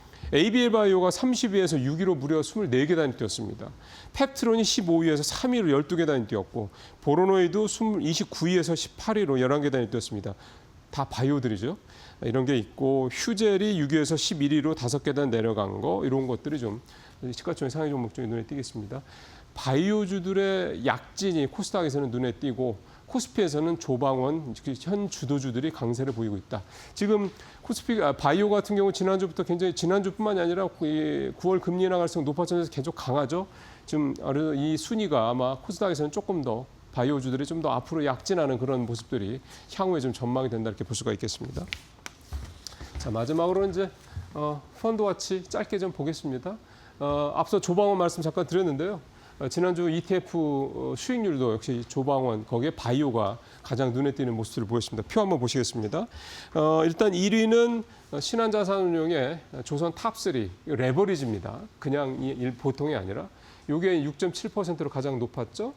그다음에 KB 라이즈 바이오 탑10 이게 2위 5.7%. 이건 레버리지가 아니고요. 하나 플러스 방산도 4.4%. 하나 그룹주도 좋았고 그다음에 5위가 이제 타임폴리오의 바이오 액티브. 그래서 이제 5위 5개 중에서 상위 5개 중에 조선이 하나, 바이오가 둘, 그다음에 방산, 뭐 하나그룹 플러스 하나그룹 상장지수 저것도 사실상 바이오 쪽으로 봐야 되니까 조방으로 봐야 되죠. 그러니까 이렇게 조방이 2개 정도 차지하고 있다. 그러니까 지난주는 주도주들이 전형적인 강세를 보이는 그런 모습을 보였다 볼 수가 있겠고요. 전체적으로 보면 국내 주식형 펀드는 플러스 0.05% 그냥 뭐 보합권, 해외 주식형 펀드는 마이너스 0.2%. 지난주는 오래간만에 뭐 큰 어떤 뭐 수익은 난 건 아닙니다만. 국내가 해외보다 조금 낮죠. 지역별로는 요즘 중국 주식 좋다 하는 말씀 드렸는데 중국이 2.7%로 아주 뭐 두드러진 그런 수익률을 냈고 개별 상품 중에도 역시 미래에셋자산운용의 차이나 전기차 레버리지 ETF 상품이 12%로 레버리지니까 한 대략 한 5, 6% 정도 낮다고 보시면 될 것 같습니다. 그런 레버리지 ETF 상품이 12%로 가장 높은 수익률을 보였습니다. 자, 오늘 여기서 마치도록 하겠습니다.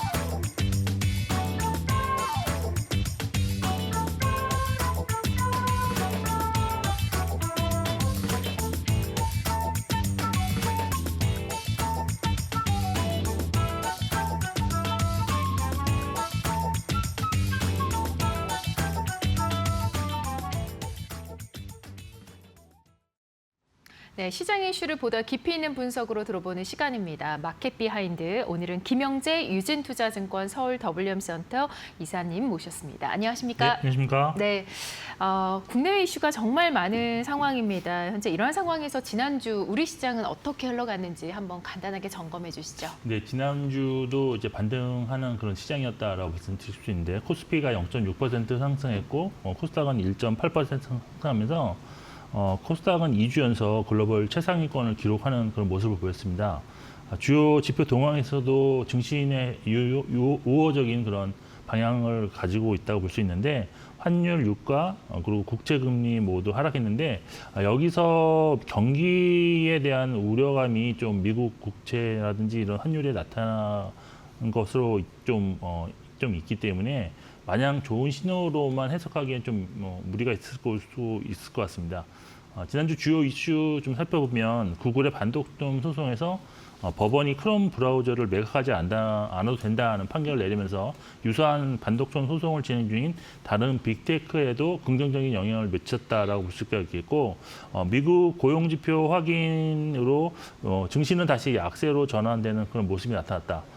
국내에서는 주 초반 반도체 업종의 대외 리스크가 부각되면서 좀 하락하는 모습을 보였지만 다시 이제 반등에 성공했고 정책 기대감으로 AI 및 바이오가 후반부 강세로 전환된 것도 특징이었다라고 할 수 있겠습니다.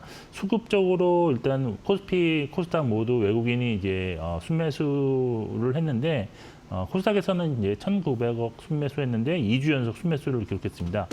코스피 업종에서 화학, 전기전자, 의료정밀, 유통, 전기가스, 건설, 보험업종 순매수가 나왔는데 특히 전기가스와 보험업은 2주 연속 순매수였다라는 것이 특징이고요. 양시장에서 지금 외국인 순매수 상위 종목 보시면 SK 하이닉스가 이제 4,200억 순매수하면서 1위 기록했고요. 1,500억 순매수한 하나 에어로스페이스가 2위, 그리고 1,300억 순매수한 현대로템이 3위를 기록했는데 반대로 순매도 상위 종목에는 3,500억 순매도한 하나오션, 1,000억 원 순매도한 네이버, 800억 순매도한 하나엔진이 있었는데 주간 단위로 본다면 방산이나 바이오, 반도체 매수가 조금 더 강화되었다는 특징이 있다고 정리를 해드리겠습니다. 네, 반도체, 또 바이오, 방산 이렇게 매수세가 강화됐다라고 말씀해 주셨습니다. 자, 우리 시장은 워낙에 이제 글로벌 증시 영향을 많이 받는 시장이다 보니 미국의 고용 지표 얘기를 안 할 수가 없습니다. 지금 미국의 고용 둔화 상당히 확실시되고 있는 상황이죠. 네, 그렇습니다. 지난주는 사실 미국의 고용 관련한 지표가 여러 개 발표되면서 관심이 좀 쏠렸는데 전반적으로 고용 상황이 나빠지는 공통된 모습을 보였다고 할 수 있겠습니다. 먼저 이제 구직 이직 동향을 나타내는 7월 졸투 보고서에서 구인 건수가 이제 718만 건으로 이제 10개월 만에 최저치로 감소한 상황이고요. 특히 헬스케어, 소매, 레저 및 접객업 부분에서 고용 감소가 좀 들어지면서 기업들이 이제 고용에 대해서 상당히 신중한 태도를 하고 있다라고 해석을 할 수 있겠습니다. 그 이후에 발표된 8월 ADP 민간 고용에서는 신규 일자리가 이제 5만 4천 명 정도 나타났는데 이게 예상치였던 7만 5천 명보다는 작은 것은 물론 7월을 그 직전에는 이제 10만 6천 건이었는데 이것 대비로도 거의 반토막 이상 나는 그런 모습을 보였습니다. 마지막으로 지난 금요일에 발표되었던 8월 비농업 고용이 2만 2천 명 증가로 그치면서 전망치 7만 5천 명 증가를 크게 밑돌았는데요. 이러한 수치는 고용이 거의 정체되었음을 알려주었지만 그런데 실업률은 4.3%로 이전과 동일하게 좀 유지되는 그런 모습이었습니다. 그런데 이제 더 이제 자세히 살펴보면 지난 6월 고용이 1만 4천 명 증가로 한번 이제 수정이 된 적이 있었는데요. 이것이 이제 최종치가 확정됐는데 이거보다 훨씬 더 감소한 13,000명 감소로 일단 나타나면서 팬데믹 이후에 첫 감소가 나왔다는 점에서 향후에는 이제 7월이라든지 지금 발표된 8월 고용 수치도 감소될 수 있을 그런 우려감이 좀 나타났다라고 볼 수가 있겠습니다. 시장의 반응은 대체로 9월 FMC에서의 금리 인하가 더 확실해졌다라고 보고 있는데요. 9월 인하 확률은 이제 100%가 되었고 50bp 인하 가능성도 지금 11%로 상승한 바 있는 상황입니다. 시장에서는 bad is good이라는 해석이 아직은 좀 지배적이지만 지금까지 연준의 금리 인하를 보험성 인하로 좀 해석하고 있었던 투자자들이 이제는 이제 미국의 경기 침체에 대응하기 위한 금리 인하라는 것으로 이제 사고의 전환이 발생할 경우에는 증시 조정 가능성도 좀 높아질 수 있다라고 볼 수 있겠습니다. 개인적으로는 그동안 금리 인하 기대감으로 지수가 견조함을 좀 유지했다라고 볼 수 있는데 FOMC 금리 인하 이후에 기대감 하락에 따른 매물 출회 가능성도 고려한 투자 전략 수정이 좀 필요한 시기가 아닌가라고 판단하고 있습니다. 네, 지금 보시면은 6월의 확정치가 이번에 이제 마이너스 10,000명대로 내려왔잖아요. 자, 그렇게 되면 이제 또 몇 달 뒤에는 또 8월 확정치도 달라질 수가 있겠네요.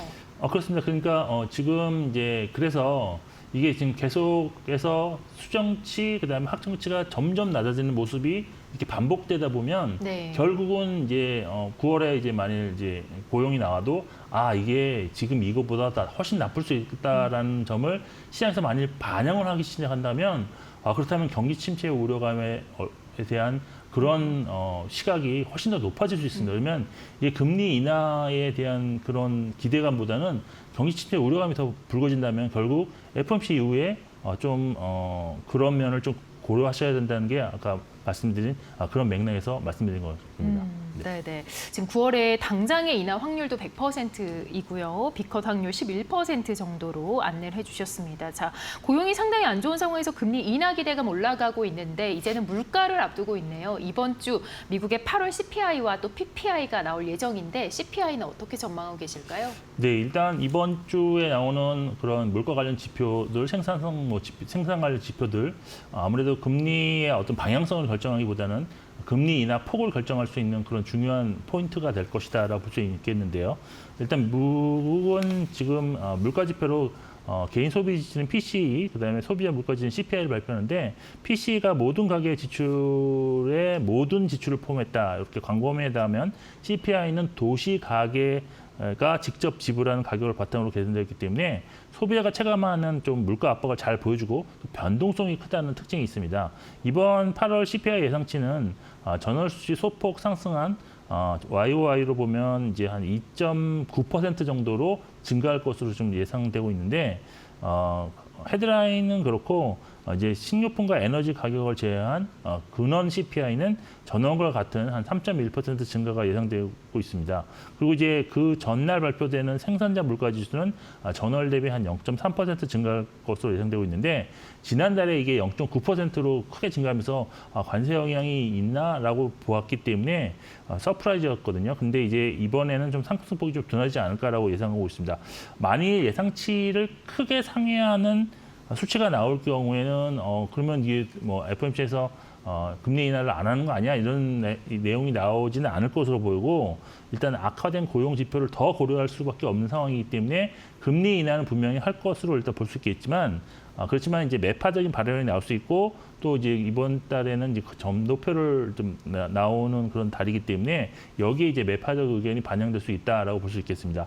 만약 예상치에 부합하거나 예상치에 밑도는 그런 CPI 결과가 나왔을 경우에는 9월 FOMC에서의 그런 비컷 확률이 크게 좀 상승할 수 있는 그런 요인이 될 것인데 일단 비컷에 대한 기대감으로 증시가 먼저 반응할 경우 실제 비컷이 나타나더라도 증시의 추가 상승보다는 오히려 이제 세론이라고 하죠. 어떤 매물 출회 가능성이 좀 나타날 수 있기 때문에 CPI 발표 이후에는 오히려 비중 축소로 대응하는 것이 좀 더 합리적인 선택이 되지 않을까라고 개인적으로 지금 판단하고 있는 상황입니다.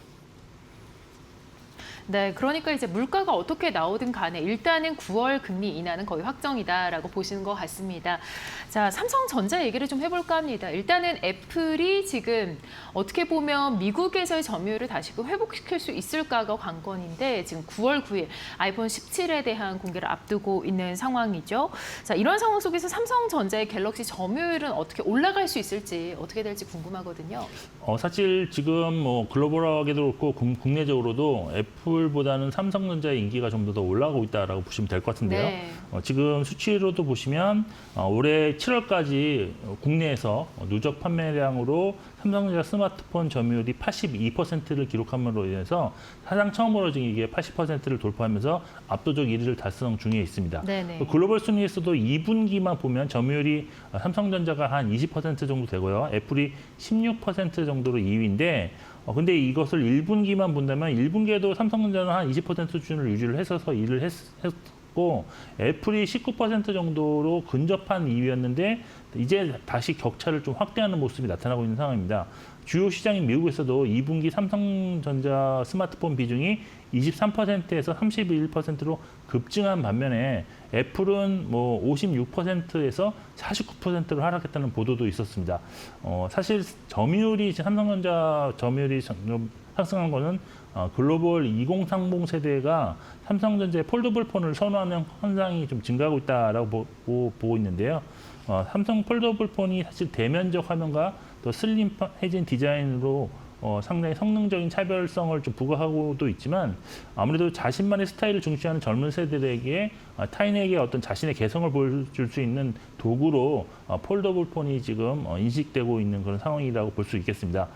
애플 역시 이번에 신형 아이폰 17 라인에서 디자인을 강조한 아이폰 에어를 신규 런칭하는데 이번 신형 아이폰에서는 AI 기능이 얼마나 더 향상되었는지도 좀 관찰해 볼 필요가 있을 것 같습니다. 근데 이제 생각해 보실 거는 내년에 이제 애플이 아이폰에서 처음으로 이제 폴더블 폰을 선보이는 그런 해가 되는데 그렇다면 내년 폴더블 폰을 구입하려는 좀 이연 수요가 분명히 좀 있을 것으로 보여서 삼성전자가 그래도 내년 한 1분기까지는 글로벌 1위 수성은 좀 무난하지 않겠느냐라고 저는 예상을 하고 있는데요. 오히려 내년 아이폰이 이제 폴더폰을 공개하는 데 따라서 글로벌 폴더폰 시장의 파이가 훨씬 더 커질 수 있는 그런 상황이 오게 될 텐데 그래서 그런 거에 대비해서 오히려 폴더폰 국내 어떤 부품 관련주에 대한 관심을 좀 더 높이실 필요가 있지 않나라고 판단하고 있습니다. 네, 아마도 이제 유저들이 아이폰 폴더블 폰이 나올 때까지는 좀 대기하는 그런 모습이 나타나면서 또 삼성전자가 그의 반사 이익을 얻을 수 있다라는 얘기를 해주신 것 같습니다.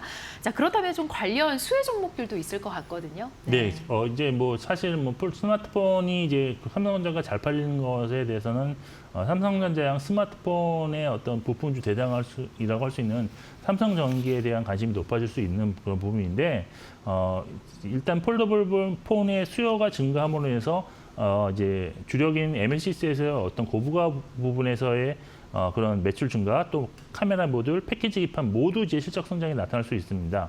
근데 지금 주가는 사실 상당히 좀 탄력적으로 상승 탄력이 좀 받은 상황인데요. 스마트폰보다는 AI 서버에 들어가거나 아니면 전장에 들어가는 고부가 MLCC 수요 증가에 좀 더 민감한 반응을 보이고 있다라고 말씀드릴 수 있겠습니다.